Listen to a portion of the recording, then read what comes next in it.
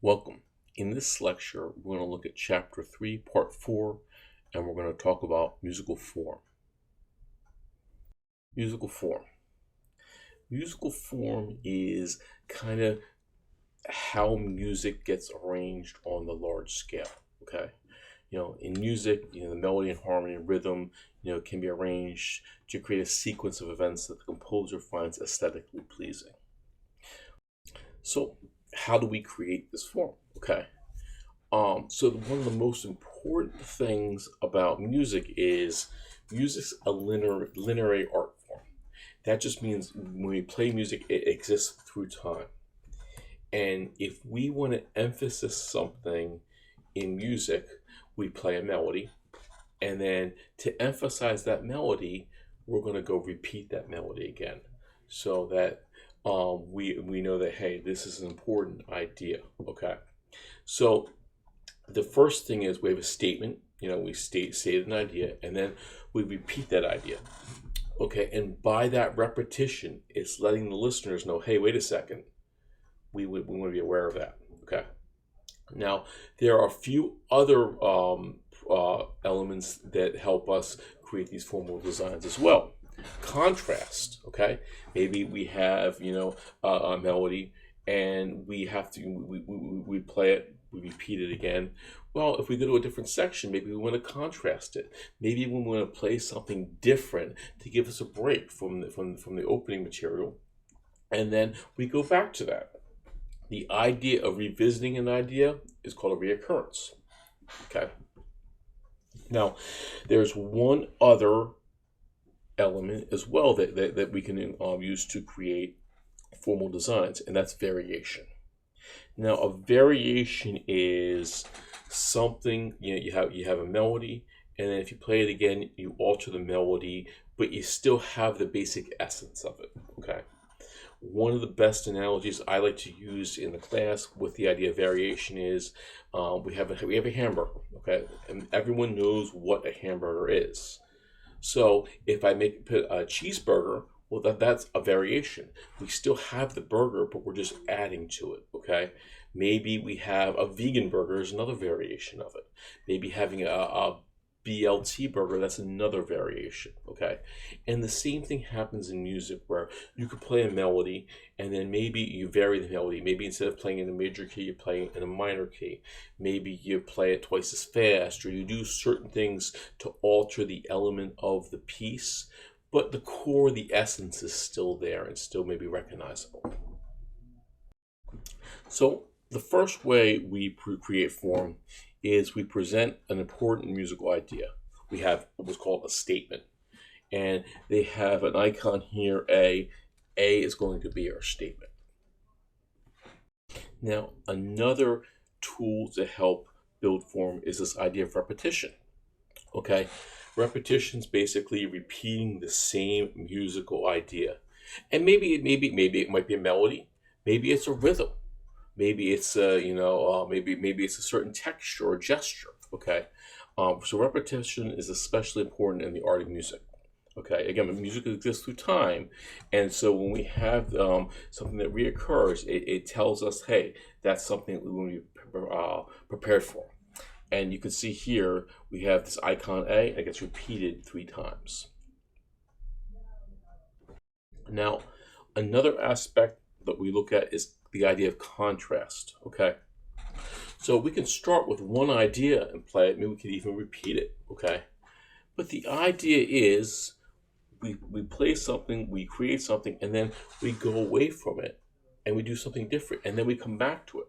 And that idea of going away from something is what we call contrast. So, and then there's a picture. They have an icon here. We just have our 2A melodies or our two A sections that they draw out, and then the B sections. Well, that's going to be contrasting. Okay, and obviously they're done as the contrasting material is shown through some brown squares. Variation. Variation is kind of the midway between repetition and contrast. The original melody is there, but it may be altered in some way. And we usually visualize variation, by having, A with a circle. My A1 is a variation, A2 is a different variation.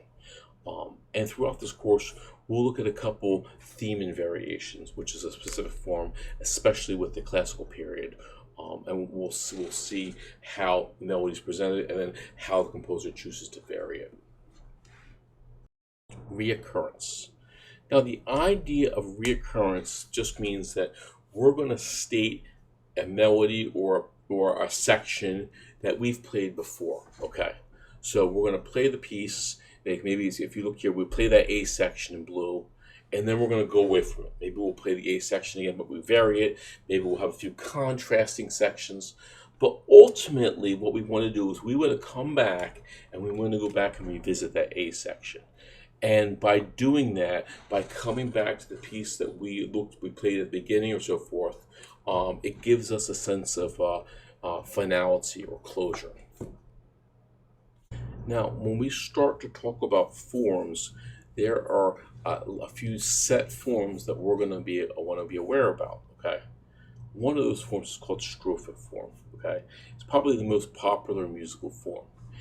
And strophic form has to do with songs or music that has lyrics to it. Okay, it's used in pop songs, hymns, folk songs, and keep in mind the form of the song is taken from the form of the text. Okay, that's important. So each song form has a basic unit called a stanza, and then the stanza is repeated. Amazing Grace is a great example of a strophic song, where you have one melody playing, but when you repeat the melody, the melody is going to stay the same, but the text or the lyrics are going to change. Okay, and that's what we call strophic form. Brahms' Lullaby. So Brahms's Lullaby is an example of a song with strophic form.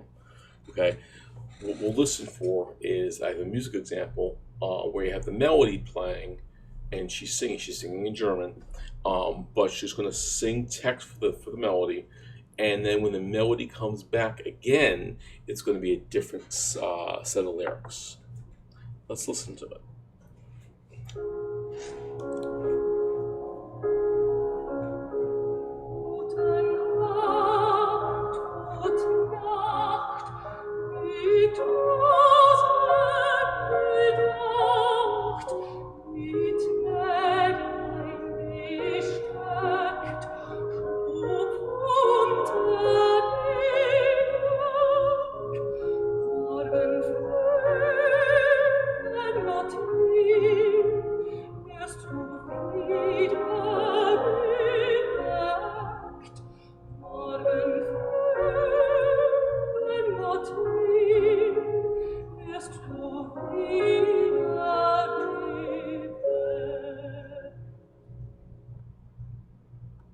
So an important form that's going to come out for this class, especially in the classical period, is called a theme and variations.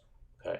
Now, a theme and variation is going to have a musical idea, and it's presented in its original form and then played over and over again. But each time it's performed, it's going to be varied in some fashion. Okay.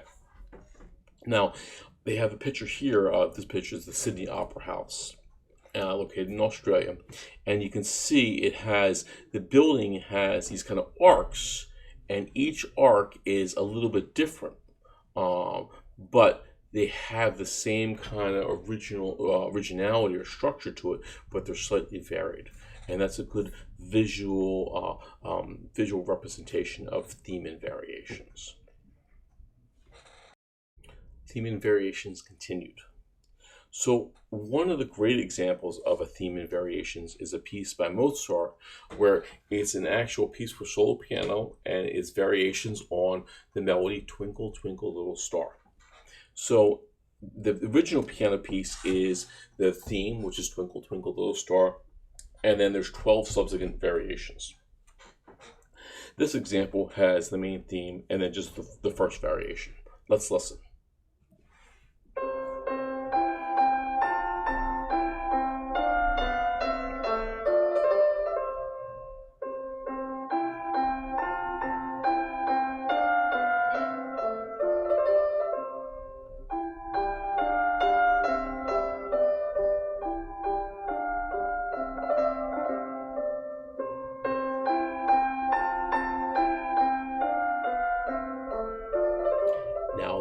instrumentation.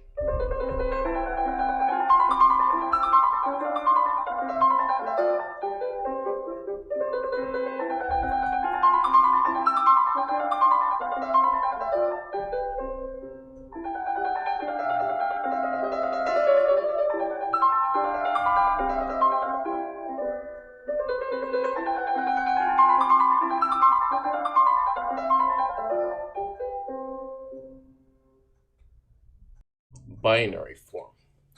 So binary form is two contrasting sections that are assembled together for a piece. Okay, and it could be different moods, maybe different key areas or different melodies.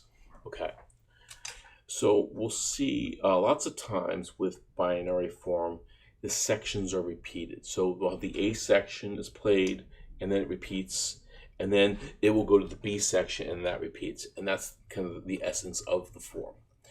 And so we'll see here the two AAs and the two BBs listed. A symbol in music that what we call a repeat sign is these two lines with these two dots. And lots of times you'll see the symbol used with A and then the symbol used with B, which means you're going to repeat the A section twice and the B section twice as well. An example of binary form is the melody from the second movement of Haydn's 94th Symphony. Okay, you're going to hear the A section of the melody, and then it's going to transfer to the B section. Let's listen.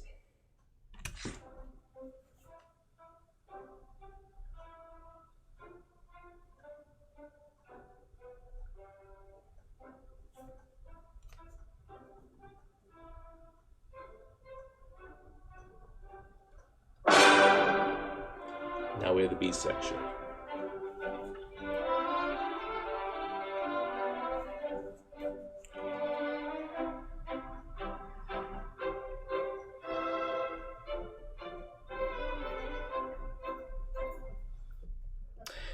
So that was from the second movement to Haydn's 94th Symphony.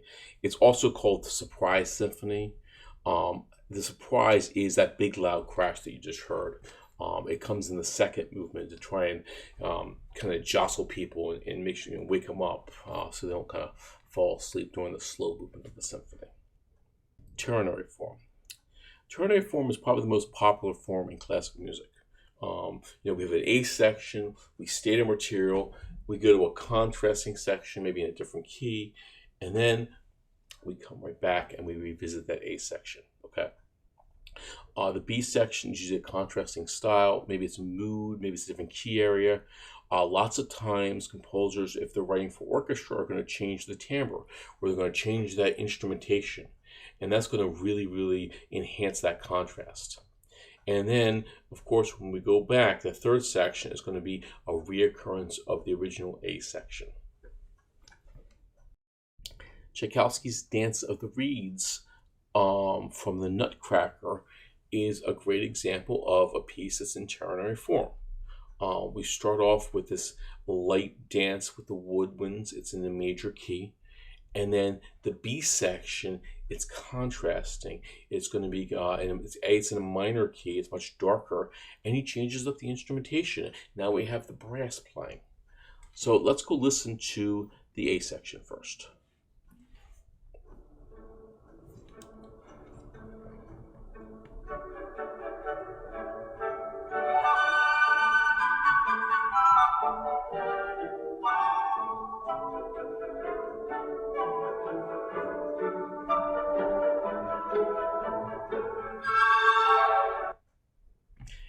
So that's the opening section. Now, let's go listen to the B section and listen to the timbre changes, okay? We're going from lighter woodwinds to darker sounding brass.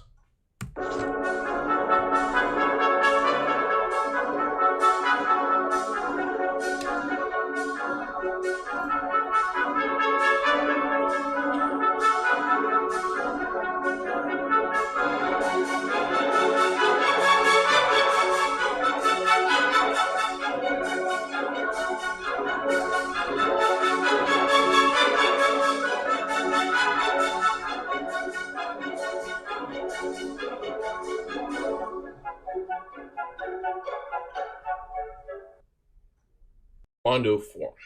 Now, rondo form is a very, very popular form in the classical period and in the Baroque era.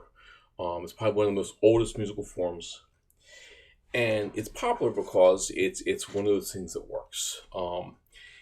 Basically, what happens in rondo form is we present a musical idea, we go away, we have a contrasting section, B section, and then we go back to the original A section again. And then we switch it up and go to the different section and come back. So the idea for rondo form is we're always going back to this A section, okay?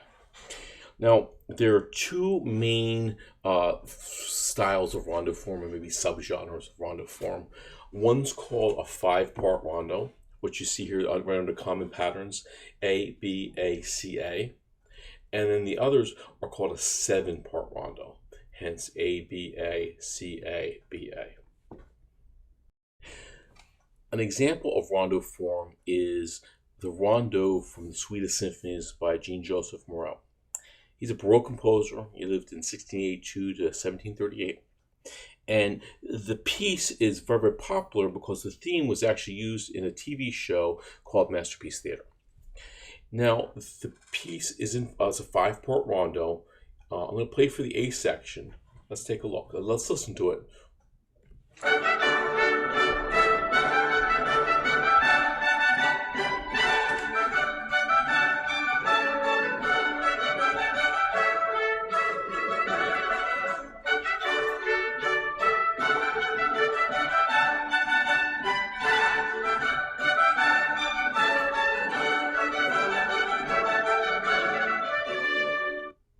Kind of very bright, kind of triumphant. The trumpets are playing the melody. It's full orchestra. Now, I'm going to play for the B section, and what I want you guys to do is listen to see the contrast. What's different about this piece? What's different about the section?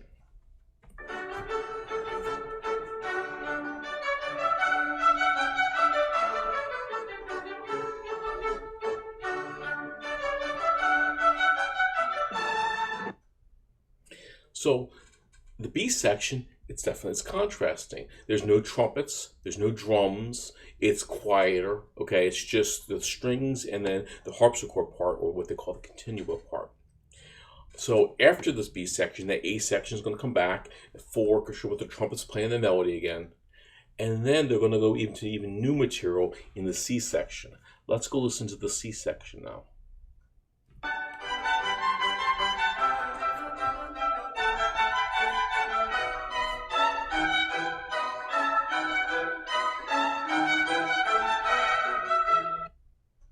So you have even new material. He's changing keys. He's going to a minor key. And again, the C section has similar timbres like the B section, where we're not using the trumpets. It's just the strings and the harpsichord. Okay. And this is the way that Moreau he's contrasting the B and C sections from the A section. So that's what rondo form is about. So this concludes Chapter 3, Part 4, talking about musical form.